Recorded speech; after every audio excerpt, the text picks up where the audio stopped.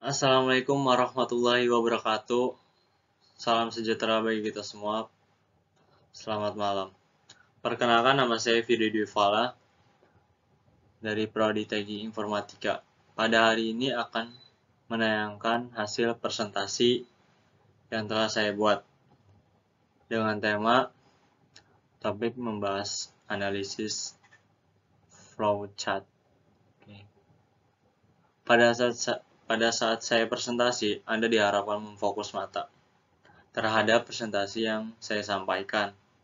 Ketika ada hal yang kurang jelas atau kurang dimengerti, Anda dapat menanyakan kepada saya pada saat akhir presentasi dan sebelum mengawali presentasi kali ini. Marilah kita berdoa menurut agama dan kepercayaan masing-masing.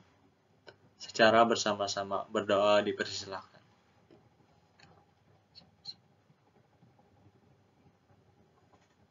Selesai.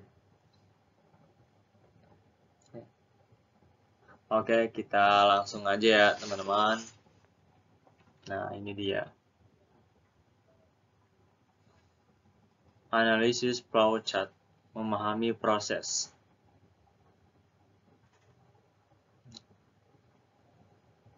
Tinjauan komprehensif tentang analisis diagram alur. Nah, ini dia. Memahami proses. Oke, next. Nah, di sini pengantar analisis diagram alur ada 3. Analisis diagram alur adalah referensi grafis dari suatu proses menggunakan simbol dan panah untuk menggambarkan urutan langkah-langkahnya. Ini memberikan pemahaman visual tentang suatu sistem atau algoritma. Yang kedua, diagram alur memudahkan identifikasi hambatan, inefisien, dan potensi perbaikan dalam suatu proses. 3. Tujuan utama analisis diagram alur adalah untuk menyederhanakan proses yang kompleks agar dapat dipahami dan dioptimalkan dengan lebih baik. Nah, ini dia pengantar analisis diagram alur. Oke. Nah, ini lagi kita jawab. Oke. Next, teman-teman. Oke, di sini simbol dan arti flowchart itu apa sih?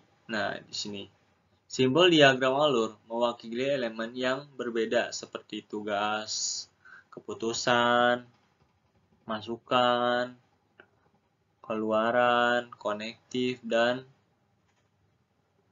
banyak lagi lah. 2. Setiap simbol memiliki arti tertentu dan membantu menciptakan struktur logis dalam diagram alur. 3. Misalnya persegi panjang mewakili suatu proses, berlian mewakili keputusan, dan panah menggambarkan aliran kontrol antar simbol. Itu dia, simbol dan arti flowchart.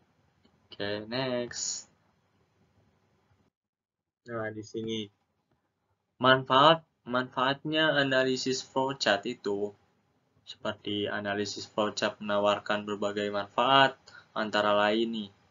Yang pertama, meningkatkan pemecahan masalah dengan memberikan referensi visual dari proses. Nah, ada lagi, memfasilitasi komunikasi dan kolaborasi yang efektif antar anggota tim. Mempunyai anggota tim. Yang ketiga, mengidentifikasi inefisien, redundansi, dan kemacetan dalam suatu proses. Nah, itu dia. Yang terakhir, mengaktifkan optimalisasi dengan peningkatan proses. Oke, next. Nah, ini dia. Teknik analisis diagram alur. Yang pertama, beberapa teknik dalam membantu menganalisis diagram alur secara efektif. Ini dia. Ini simulasi. Nah, mensimulasikan diagram alur memungkinkan pengujian berbagai skenario dan mengoptimalkan proses. Pemetaan arus nilai itu menganalisis alir sumber daya melalui proses untuk mengidentifikasi area yang perlu ditingkatkan. Nah, ini dia pementasan arus nilai. 3. Analisis statistik menggunakan alat statistik untuk mengidentifikasi pola, tren, dan anomali dalam data diagram alur. Itu dia. Analisis akar penyebabnya nih. Menyelidiki penyebab mendasar dari masalah atau inefisien dalam proses. Nah, itu dia. Oke, next. Ini dia. Praktik terbaik untuk menganalisis diagram alir itu untuk memastikan analisis diagram alur yang akurat dan bermakna. Ikuti praktik terbaik berikut. Nah, ini dia. Yang pertama, tentukan dengan jelas titik awal dan akhir proses. Yang kedua, gunakan simbol dan notasi yang konsisten yang di seluruh diagram alur. Nah, yang kedua. Yang ketiga, buat diagram alur tetap sederhana.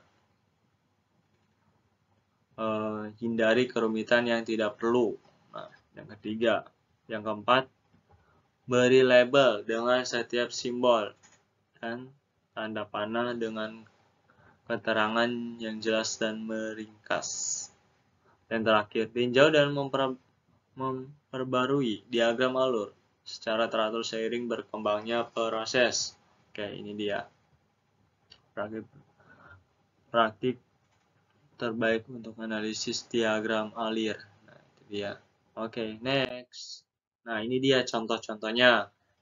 Contoh analisis flowchart di kehidupan nyata. Nah, kehidupan kita nyata. Yang berapa? Urutannya. Analisis diagram alur menemukan penerapan diagram bidang seperti manufaktur. Apa sih manufaktur? Mengoptimalkan proses produksi untuk meningkatkan efisien dan menekan biaya. Nah, yang kedua, pengembangan perangkat lunak. Apa itu?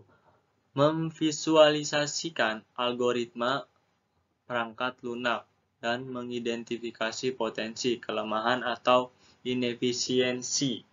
Itu. Nah, manajemen proyek apa sih? Memetakan alur kerja proyek untuk mengidentifikasi jalur kritis dan potensi kemacetan. Nah, ini dia manajemen proyek. Yang terakhir, layanan kesehatan. Menganalisis proses perawatan pasien untuk meningkatkan kualitas dan mengurangi kesalahan. Nah, ini layanan kesehatan. Nah, di sini ada manufaktur, pengembangan perangkat lunak, manajemen proyek, dan layanan kesehatan. Itu dia contoh-contoh dari analisis flowchart di kehidupan nyata. Nah, ini dia, dokter. Kesalahan umum analisis diagram alir yaitu hindari kesalahan untuk berikut saat melakukan analisis diagram alur. Nah, ini dia sepertinya. Kurangnya kejelasan atau ambiguitas simbol dan maknanya. Pertama, diagram alur. Yang kedua, diagram alur yang terlalu rumit dengan detail yang tidak perlu atau percabangan yang berlebihan. Yang ketiga, gagal mempertimbangkan jalur alternatif atau penanganan pengecualian. Yang terakhir, mengabaikan keterlibatan pemangku kepentingan terkait selama proses analisis. Ini dia soal umumnya. Oke, next. Nah, ini dia. Alat-alat analisis diagram alir, yaitu berbagai perangkat lunak tersedia untuk menyederhanakan analisis diagram alur, antara lainnya nih, Microsoft Visio. Pilihan populer untuk membuat dan menganalisis diagram alur. Nah, itu Microsoft Visio. Flowchart platform komponen untuk menganalisis diagram alur kolaboratif. Nah, itu dia.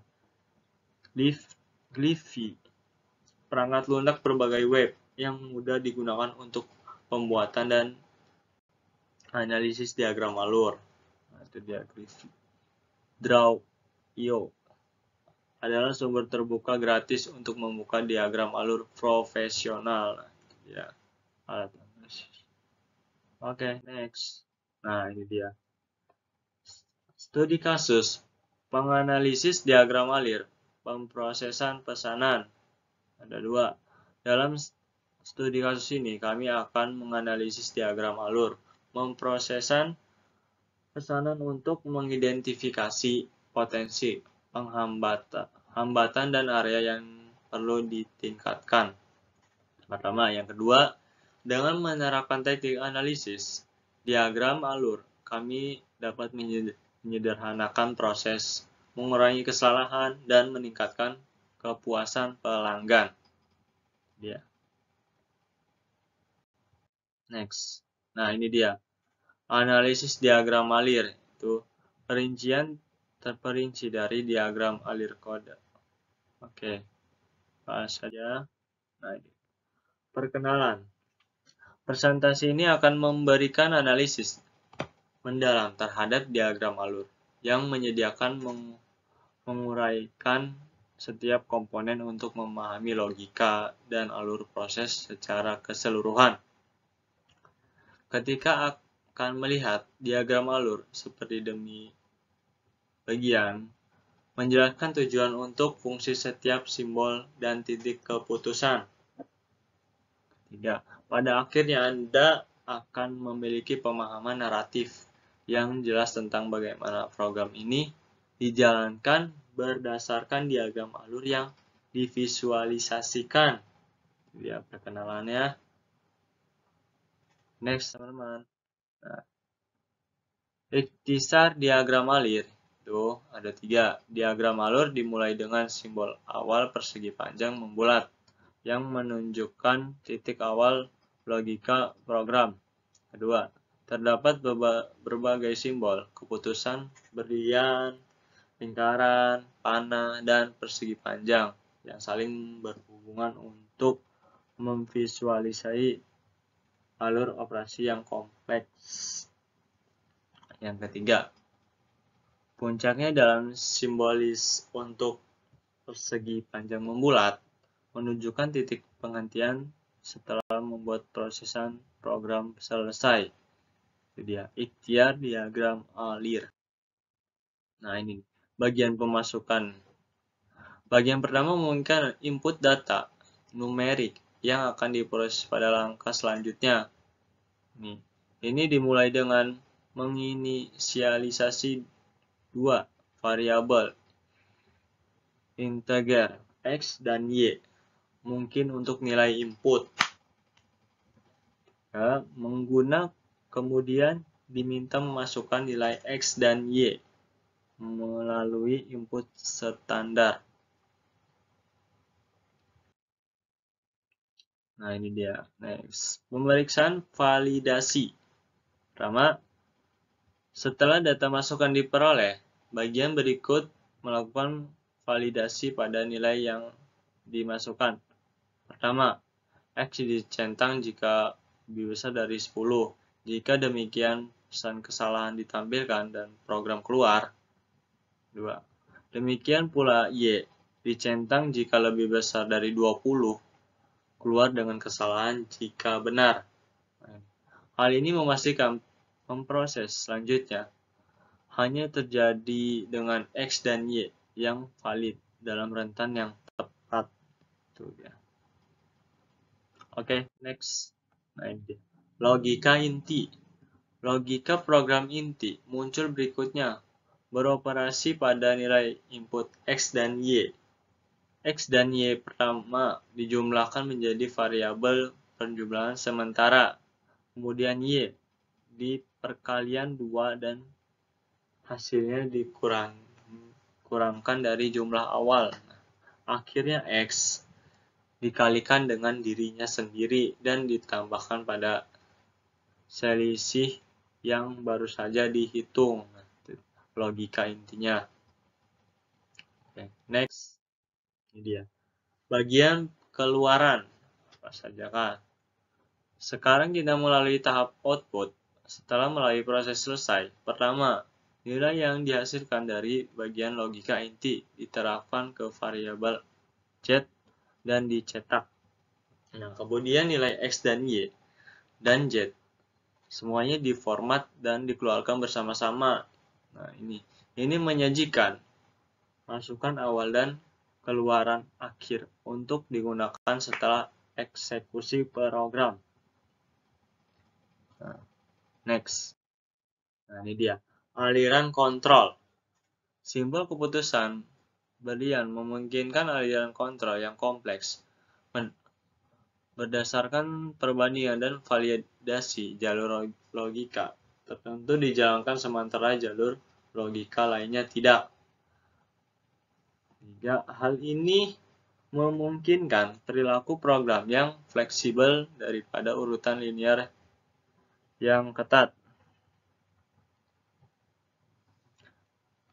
Tes persyaratan kombinasi dengan simbol persimpangan dan konektor memfasilitasi eksekusi yang canggih. Itu dia, aliran kontrol. Oke, next. Ini yang terakhir, teman-teman. Subroutine dan modul. Pertama, meskipun tidak divisualisasikan, kita dapat berasumsi bahwa segmen logika tertentu mungkin mewakili panggilan ke subroutine atau fungsi. Yang kedua, ini dapat menjalankan prosedur kompleks yang telah ditentukan sebelumnya menjadi di jalur diagram alur utama. Yang ketiga, mungkin juga ada modul potongan logika yang berdiri sendiri yang dipanggil jika relevan.